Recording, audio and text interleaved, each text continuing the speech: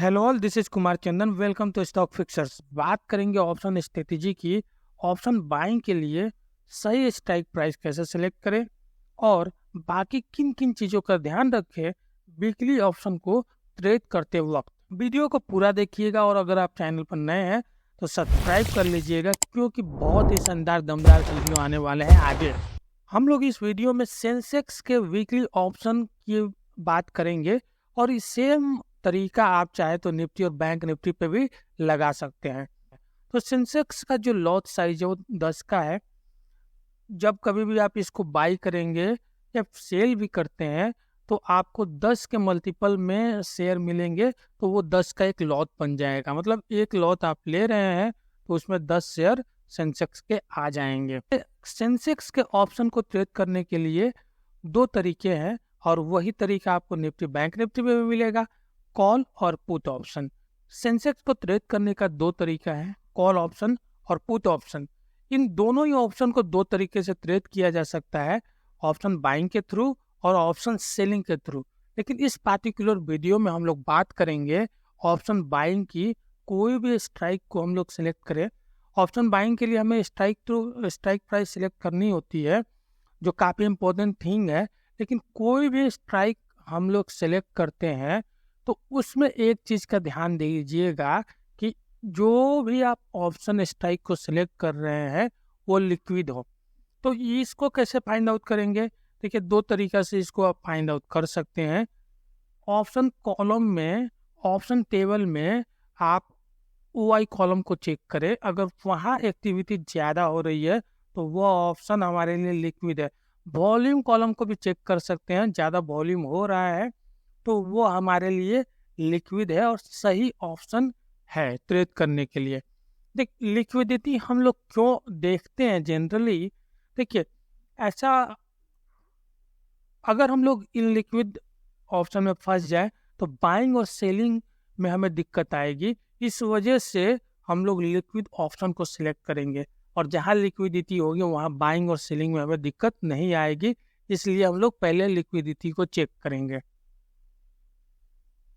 एक बार हम लोगों ने आइडेंटिफाई कर लिया कि कौन सा ऑप्शन लिक्विड है, कहाँ पे OI में एक्शन हो रहा है और कहाँ वॉल्यूम भी इंक्रीज या डिक्रीज हो रहा है, वो हमारे ऑप्शन, वो हमारे स्ट्राइक काम का है। उसके बाद अगला चीज जो हमें करना है वो ट्रेंड को फाइंड आउट करना है। तो ट्रेंड हम लोग दो तरीके से फाइंड आउट कर सकते हैं। एक, OI बिल्डअप से हम लोग ट्रेंड फाइंड आउट कर सकते हैं और दूसरा पिवट स्ट्राइक के हेल्प से हम लोग ट्रेंड को फाइंड आउट कर सकते हैं। ऑप्शन चेन को देख के हमें अगर ट्रेंड फाइंड आउट करना है तो दो कॉलम को ध्यान रखिएगा। अगर आपका OI कॉलम में OI बढ़ रहा है और साथ ही साथ आपका प्राइस भी बढ़ रहा है उस पार्टिकुलर स्ट्राइक का, तो वहाँ पे कॉल बाइंग चल रही है, वहाँ हमें एक ऊपर का मूव देखने को मिल सकता है। दूसरी तरफ अगर पुट में भी किसी स्ट्राइक पे OI इंक्रीज हो रहा है और साथ ही साथ उस स्ट्राइक का प्राइस भी इंक्रीज हो रहा है, ऑप्शन का प्रीमियम भी इंक्रीज हो रहा है, तो वहाँ पे पुट बाइंग चल रही है और ये एक अपॉर्चुनिटी है जहाँ हम लोग पुट को बाई कर सकते हैं। ये एक इंडिकेशन है कि शायद मार्केट में थोड़ी सी कमजोरी या वीकनेस देखने को मिल सकती है, क्योंकि वहाँ पे पुट बाइंग चल रही है। तो अगर आपको बायर्स और सेलर्स में डिफ्रेंशिएट करना है तो एक वीडियो आई बटन में मिल जाएगा और उसका लिंक आपको डिस्क्रिप्शन में भी मिल जाएगा, तो आप चेक कर सकते हैं। एक बार जब हम लोगों ने ट्रेंड एनालाइज कर लिया कि मार्केट ऊपर की तरफ जाएगा तो हमें कॉल बाइंग के लिए ऑप्शन को चेक करना है। अगर दूसरी तरफ अगर डाउन ट्रेंड दिखाई पड़ रहा है, वीकनेस उस पर दिखाई पड़ रहा है, तो पुट बाइंग के लिए हमें ऑप्शन को चेक करना है। अब बात करते हैं कि कैसे हम लोग सेलेक्ट करेंगे स्ट्राइक प्राइस को। तो सबसे पहले तो दो चीज़ें हमें डिफाइन कर लेनी है ऑप्शन चेन के ऊपर। वह है कि ट्रेडिंग रेंज कहाँ पे है, पार्टिकुलर ये इंडेक्स का ट्रेडिंग रेंज कहाँ है। सेंसेक्स की बात कर रहे हैं तो ट्रेडिंग रेंज सेंसेक्स का कहाँ है, उसको हम लोग मार्क कर लेंगे ऑप्शन चेन के ऊपर। उसके बाद दूसरा आप देखेंगे कि पिवट स्ट्राइक कहाँ पे है, तो पिवट स्ट्राइक को भी हम लोग मार्क कर लेंगे। पिवट स्ट्राइक वह स्ट्राइक होता है जहां सबसे ज़्यादा एक्शन देखने को मिलता है बुल्स और बेयर्स के दोनों ही तरफ से। और ट्रेडिंग रेंज आपका वह रेंज है जिसमें इंडेक्स जनरली मूव करता है एक पर्टिकुलर तरफ मूव देने के पहले, ब्रेकआउट करने के पहले वो उस रेंज में घूमते रहता है। तो ये हमारे लिए बहुत ज़रूरी है कि ट्रेडिंग रेंज को भी आइडेंटिफाई करें और पिवट स्ट्राइक को भी आइडेंटिफाई करें, क्योंकि यहीं से हमें अपने स्ट्राइक को सिलेक्ट कर पाएंगे जिसमें हमें ट्रेड करना है। अब अगर बात करें कि हमें कॉल बाइंग करनी है या और पुट बाइंग करनी है, तो कैसे हमें स्ट्राइक को सिलेक्ट करना है। तो एक चीज़ आप हमेशा ध्यान दीजिए, कभी भी वीकली ऑप्शन को ट्रेड कर रहे हैं तो ट्रेडिंग रेंज के बाहर के किसी भी ऑप्शन स्ट्राइक को आप बाई ना करें, या कॉल हो या पुट हो, नो मैटर, लेकिन ट्रेडिंग रेंज के अंदर के स्ट्राइक को ही बाई करने की कोशिश करें। वहाँ पे आपको सारे चीज़ की गारंटी मिल जाएगी, लिक्विडिटी भी मिल जाएगी और वहाँ पे ओआई में एक्शन भी चल रहा होगा। तो एक चीज़ ध्यान रखिए कि बाई करना है तो ट्रेडिंग रेंज के अंदर का स्ट्राइक को ही बाई करें। अब रही बात कि कॉल बाइंग हम लोग कब करें और पुट बाइंग हम लोग कब करें, तो हम लोग बात कर रहे थे कि पिवट स्ट्राइक को आप मार्क कर लीजिए, और एक बार जब सेंसेक्स का फ्यूचर प्राइस, इंडेक्स का फ्यूचर प्राइस आपके पिवट स्ट्राइक को ऊपर दिखना शुरू हो जाता है तो हमें कॉल बाइंग करनी है, और वह कॉल बाइंग आप ट्रेडिंग रेंज के भीतर के किसी भी स्ट्राइक में कर सकते हैं ये चीज़। अगर दूसरी तरफ अगर पुट बाइंग करनी है तो कब करेंगे, ट्रेंड फाइंड आउट करने के बाद अगर फ्यूचर प्राइस पिवट स्ट्राइक के नीचे टिकना शुरू कर गया है तो आपको एक पुट बाइंग करनी है, और ये भी ट्रेडिंग रेंज के अंदर की होनी चाहिए। हम लोगों ने स्ट्राइक प्राइस सेलेक्ट कर लिया है, अब हम लोग सेटिंग एसएल को सेट कैसे करें।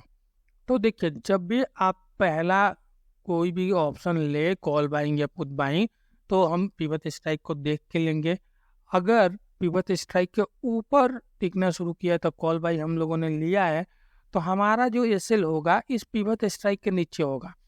जैसे आपका सेंसेक्स का फ्यूचर प्राइस इस पिवट स्ट्राइक के नीचे फिसलेगा, तो अगर हम लोगों ने कॉल बाई किया हुआ है तो वहाँ से निकल जाएंगे। दूसरी तरफ अगर हम लोगों ने पुट बाइंग कर रखा है और सेंसेक्स का फ्यूचर प्राइस आपके पिवट स्ट्राइक के ऊपर टिकना शुरू कर गया है, तो हम लोग अपने पुट से निकल जाएंगे, क्योंकि ये सिंपली आपको एक ट्रेंड को चेंज होने का इंडिकेशन है। पिवट स्ट्राइक ये ट्रेंड को चेंज होने का एक इंडिकेशन देता है अगर उसके ऊपर या नीचे फ्यूचर प्राइस टिकने लगे तो, कि क्या हम लोग इस वीकली ऑप्शन को ओवरनाइट कैरी कर सकते हैं। तो देखिए, मैं क्या करता हूँ, मैं जनरली अपने वीकली ऑप्शन को ओवरनाइट कैरी नहीं करता हूँ। मैं जो भी वीकली ऑप्शन ट्रेड करता हूँ जनरली मैं इंट्राडे में ख़त्म करने का ही सोचता हूँ। अगर मैं सुबह एक ट्रेड लिया हूँ तो अब मैं चाहता हूँ कि मैं अपने सारे पोजीशंस को क्लोज करके जाऊँ, स्पेशली मैंने जब बाइंग कर रखी है। क्या होता है, जब आप ओवरनाइट अगर इसको कैरी करते हैं तो वहाँ पे बहुत सारी चीज़ें और भी आ जाती हैं, थीटा देखिए होने लगता है, ऑप्शन ग्रीक आ जाते हैं जिसको आपको ध्यान में रखना है। लेकिन उन सब चीज़ों से बचने के लिए मैं क्या करता हूँ कि मैं ओवरनाइट कैरी नहीं करता हूँ। अगर आपको ओवरनाइट कैरी करना है तो आप अपने रिस्क को मैनेज करके ही कैरी करें। आप जितना रिस्क ले सकते हैं उसी हिसाब से आप आगे बढ़ें। सेंसेक्स का ऑप्शन चेन पे अगर आप देखेंगे तो ये सब स्ट्राइक आपको इधर काफ़ी लिक्विड दिखाई पड़ रहे हैं पुट साइड में, और दूसरी तरफ भी अगर हम बात कर लें तो आपको ये सब स्ट्राइक्स आपको काफ़ी लिक्विड दिखाई पड़ रहे हैं इस सेंसेक्स का ऑप्शन चेन में। तो ये हमारे लिए कॉल बाइंग या पुट बाइंग के लिए स्ट्राइक्स होंगे, क्योंकि यहाँ पे हमें काफ़ी लिक्विडिटी दिखाई पड़ रही है। अगर हम लोग बात कर ले कि ट्रेडिंग रेंज कैसे फाइंड आउट करें, तो सबसे हाईएस्ट कॉल आपको जहाँ पोजीशन दिखेगा उसको मार्क कर लीजिए। ये 66,000 का स्ट्राइक प्राइस है, और तो ये हमारे लिए मेजर रेसिस्टेंस होगा। दूसरी तरफ अगर आप इस स्ट्राइक को बात करेंगे 65,000 की, तो यहाँ पे काफ़ी अच्छा पुट पोजीशन बना हुआ है, तो ये हमारे लिए सपोर्ट का काम करेगा। और इसी के बीच का जो रेंज है 65,000 से 66,000 तक का जो रेंज है, वो हमारे लिए आपका ट्रेडिंग रेंज होगा। और जब कभी भी हमें बाई करना है कोई भी ऑप्शन को, वीकली ऑप्शन जब भी हम लोग ट्रेड कर रहे हैं, तो एक चीज़ को ध्यान रखिएगा कि चाहे आप कॉल बाइंग करें या पुट बाइंग करें, तो ज़्यादा से ज़्यादा ध्यान दें कि इसी ट्रेडिंग रेंज के बीच का कोई भी स्ट्राइक को बाई करें। अगर पिवट स्ट्राइक की बात करेंगे, तो ये जो स्ट्राइक आपको दिख रहा है 65,500 का, ये हमारे लिए पिवट स्ट्राइक है, क्योंकि इस स्ट्राइक पे आप देखेंगे तो कितना ज़बरदस्त ओपन इंटरेस्ट चेंज हुआ है। 11,446 लॉट्स का ओपन इंटरेस्ट यहाँ पे कॉल साइड में, और 18,867 लॉट्स का ओपन इंटरेस्ट आपको पुट साइड में दिखाई पड़ रहा है। तो ये हमारे लिए पिवट स्ट्राइक है। अगर इसके ऊपर टिकेगा सेंसेक्स तो हम लोग बाई के लिए जाएंगे, लेकिन इसके नीचे अगर टिकना शुरू हो जाएगा तो हम लोग पुट बाइंग के लिए जाएंगे। ऊपर टिकेगा तो कॉल बाइंग, नीचे टिकेगा तो हम लोग पुट बाइंग के लिए जाएंगे।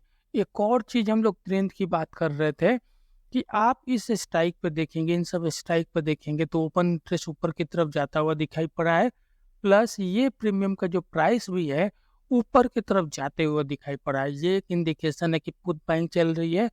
सेंसेक्स में थोड़ी सी नेगेटिव ट्रेंड है, और इधर ये इंडिकेशन आपको इस कॉल राइटिंग से भी मिलेगा, जिस हिसाब से आपको इन स्ट्राइक के ऊपर कॉल राइटिंग हो रखी है। ओपन इंटरेस्ट ऊपर की तरफ गया है, प्राइस नीचे की तरफ गया है, जिस हिसाब से कॉल राइटिंग आपको यहाँ पे होते हुए दिखाई पड़ रही है।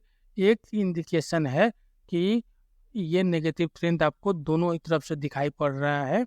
अगर आप ट्रेडिंग रेंज और पिवट स्ट्राइक को ध्यान में रखते हैं तो आपको लिक्विडिटी की टेंशन नहीं करनी पड़ेगी, आपको लिक्विडिटी आराम से मिल जाएगी, बहुत आसानी से मिल जाएगी।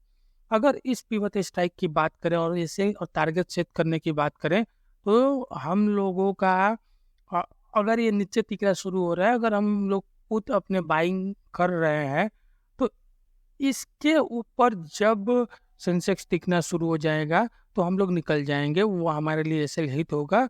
अगर पुट बाई कर रखा है तो वहाँ निकल जाएंगे। अगर हम लोग कॉल बाइंग करते हैं, आप देखेंगे ये ऊपर अभी टिका हुआ है, कॉल बाइंग करते हैं, अगर वो सामने से इसके नीचे टिकना शुरू हो गया तो हम लोग कॉल से निकल जाएंगे। और कब तक हम लोग इसको कैरी कर सकते हैं, तो इसको हम लोग पूरे दिन के लिए रख सकते हैं और देखेंगे कि नीचे कहाँ तक जा रहा है।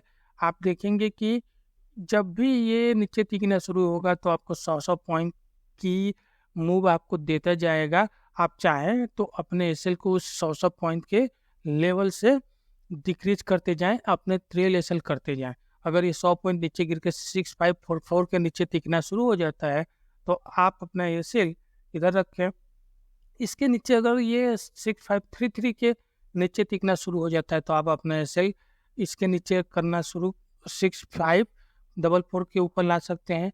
ऐसे करके आप नीचे की तरफ ट्रेल कर सकते हैं एसएल को। दूसरी तरफ भी अगर आप ट्रेल करना चाहें तो इसी तरह से ट्रेल कर सकते हैं। अगर 6577 के ऊपर टिकना शुरू हो गया तो आप 6566 के ऊपर अपना एसएल को ला सकते हैं।